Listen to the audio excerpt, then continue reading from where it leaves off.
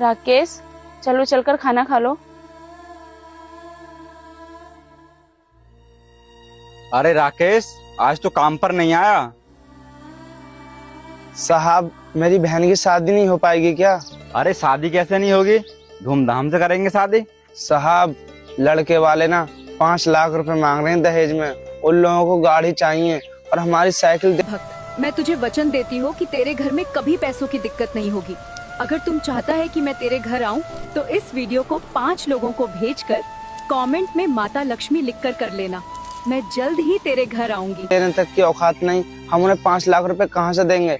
इसलिए टेंशन में काम पे नहीं आ रहा था मैं। दिन रात बस यही टेंशन लगी रहती है कि कहाँ से करूंगा मैं अपनी बहन की शादी। लेकिन पैसे ना होने के कारण मेरी बहन की शादी भी टूट गई साहब।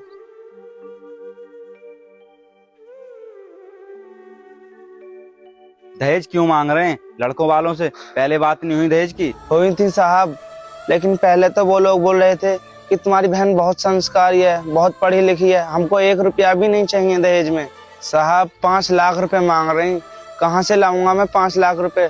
उस लड़के की ना नौकरी फिक्स हो गई है, इसलिए दहेज मांग रहे हैं वो लोग। साहब, कहाँ से लाऊंगा मैं इतने सारे पैसे?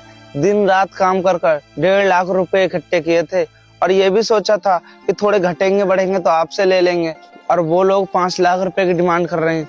आप ही बताइए कहाँ से लाऊंगा मैं 5 लाख रुपए? और हम तो हार रहे हैं, हमारे बस का नहीं है। बस इसलिए हमने आपसे बोल दिया कि हमारी बहन की शादी नहीं हो पाएगी क्या? अरे क्या कमी है हमारी बहन में? अच्छी तो है, लेकिन क्या कि हम लोग गरीब हैं, इसलिए नहीं हो पाएगी क्या हमारी बहन की शादी? नहीं नहीं, कोई कमी नहीं है तुम्हारी बहन में। तुमने पढ़ाया लिखाया, इस काबिल बनाया ताकि इसकी कोई अच्छे से घर में शादी हो सके। पैसे मांगना तो गुनाह है ना, और दहेज देना नहीं चाहिए। और वैसे भी ये सब चीज तो खत्म हो रही हैं, फिर दहेज का क्या मामला है भाई? आप लोगों को तो दहेज के लिए मना कर देना चाहिए था। कैसे मना कर देता साहब?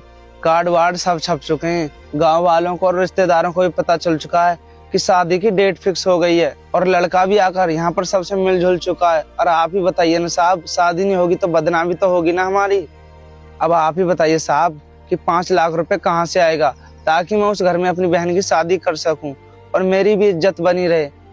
वैसे तो आप दोनों के बीच में हमें कुछ बोलना नहीं चाहिए, लेकिन हम कुछ कहना चाहते हैं। जब भैया ने हमें बताया था कि तुम्हारी शादी फिक्स हो गई है, तो हमने सारे रिश्तेदारों को कॉल करके बता दिया था कि हमारी शादी है, शादी में जरूर आना।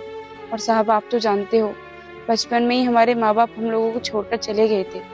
भाई ने ही सारे फर्ज निभाए हैं, हमें पढ़ाया लिखाया और इस काबिल बनाया।